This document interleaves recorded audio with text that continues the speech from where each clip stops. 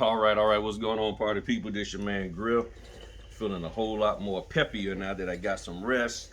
Um, I wanted to just share some stuff about some signing issues that I had that you can come across and how to deal with them. And just to reiterate, I think I probably talked about this kind of stuff before. And just so y'all, I'm ironing my shirt.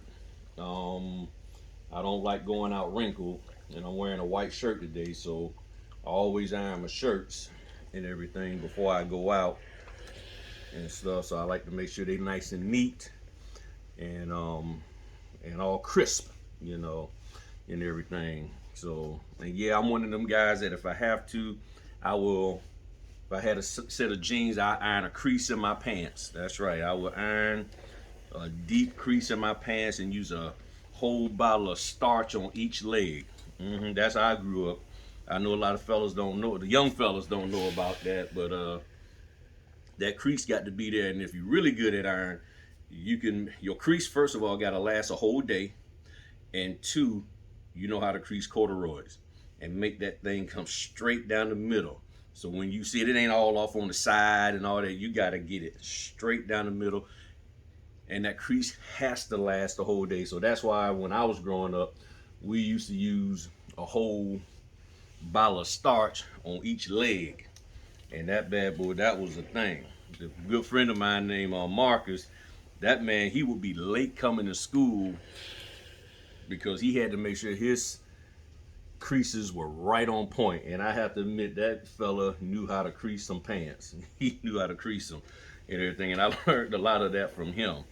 But yeah, I'm ironing my shirt. Got to make sure everything is just right. Ironing the sleeves too. I iron the collar and all of that.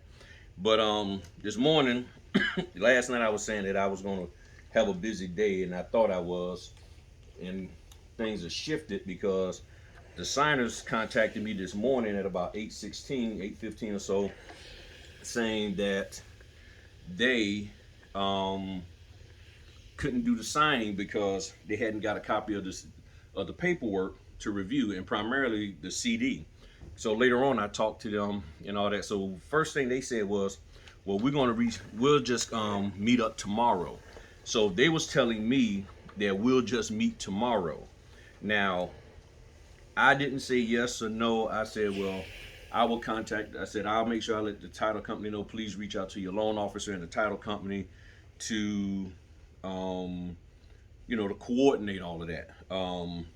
And everything. So when you get a cancellation or a reschedule order, really the same thing, cancellation, for another day, you got to contact the title company and ask them or let them know. So first thing I did was I sent a copy. What I copied the text message and I sent that to them. So I didn't want to try to paraphrase what the people said. I actually copied a text message that was sent to me, dropped it in. This was on signing order. So you have a little feature in there where it says contact us. You click that. I typed in my verbiage saying that, hey, please read the text message below from the client saying they wanted to reschedule. I informed them that they need to reach out to title and the lender, so forth and so on. Please advise. And then I made a space. I threw like some little lines in there so they could see the separation, and pasted the actual text message from the borrower. They had all these double spaces in there, so I backed some of those extra spaces out for for formatting and all of that, so the thing wouldn't be this long. And signed, had my signature down there at the bottom and sent that off. And then they got everything coordinated. They came back and told me it's going to be tomorrow at 11 a.m. instead of today at 11 a.m., which 11 a.m. is like 6 minutes away at the recording of this video. And then my 12 o'clock that I'm waiting for, I still haven't gotten the documents for that one. So that's going to be interesting to see. And then I'm getting a notification for signing for tomorrow at noon, and I can't because I got to do that one at 11, and then a house inspection after that, so I can't even do that. And that one was for a C note and everything. So oh man, so let me see if they got me the documents for my 12 o'clock yet. If they did, nope, they haven't. So no documents for my 11, my 12 o'clock, and I got some 2 o'clock documents, and I'm getting ready to go downstairs and print.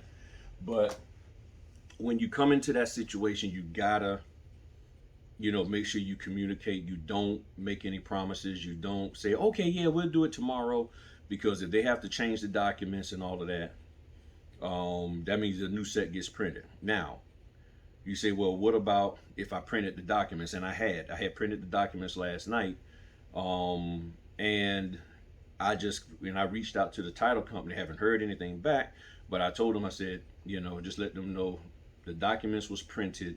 I said, I received a message that the order was rescheduled for tomorrow at 11 a.m. and I have already printed the documents for the order for today. Am I using the same ones? Because there's been very rare cases where they said, well, yeah, just use the same one, just have them sign the current date and all of that. Since it was in the past, that's the compliance department with the lender and the title and all of them. So I've been in a situation where they actually turned this off, and I was like, all right, cool. So I haven't heard anything back, and I said, do y'all want me to print another set of documents? Is it going to be a new set? So I'm letting them know that, hey, I already printed these documents, so there should be a print fee in there. And if they don't say anything, or sometimes they will automatically just update the order and not even say anything to you about that. And that is, hitting the wrong button. And I've seen that happen before. So in this case, nope, they haven't updated it yet. It's questions like that about getting extra pay, they'll get to it whenever, but I'm still gonna stay on them about that. So you have to be mindful of that. And it was another example, man. Gosh, what was that? It was another example I wanted to share with y'all. Oh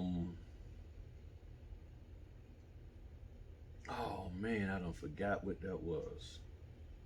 It was another example dealing with the customers and coordinating stuff. And gosh, I don't forgot. I don't forgot.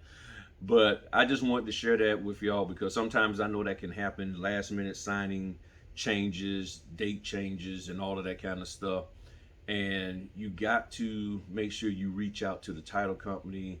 You can, in a professional way, ask for a print fee, and all of that. And you say, well, what if they don't give you one? I get a lot of business from them, so I'm not gonna sweat it. I really am not. I really am not going to sweat that from them. Yeah, no, they didn't. I was just checking something up. Yeah, I'm not gonna sweat it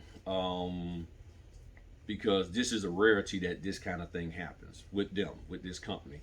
But man, what was the other thing I was going to talk to y'all about? And it was, oh gosh, I cannot. Man, I don't like that. And then there's one for today at 4:30, and I don't know if I can do that. I don't think so because I think I have a 4 o'clock already. Gosh, and it's for 25 over a C note. So that's all, man. It was something else I wanted to talk to y'all about, so I'm probably have to hop back on later and let y'all know about that one. Gosh, I do apologize. I do apologize, but I can't remember. Oh man, I can't remember. It'll hit me later. But I'm going to get out of here. I got to drop stuff off to FedEx and all of that good stuff. And get this house inspection done and all that other kind of stuff. So y'all have a good one. But again, remember, last note, a note about ironing. When you iron, use distilled water.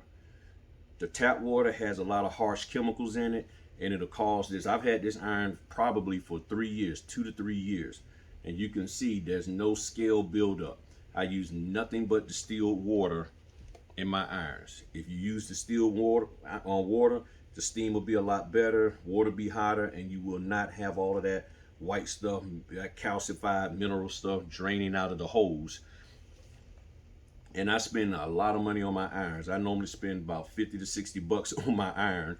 And I've had this, and you can see the non-stick surface is still good. And I've had this for at least 3 years. So that was just a little side tip. But y'all be easy. Sorry I couldn't remember what the other one is, but as soon as I do, I will come on and talk to y'all about that. Peace.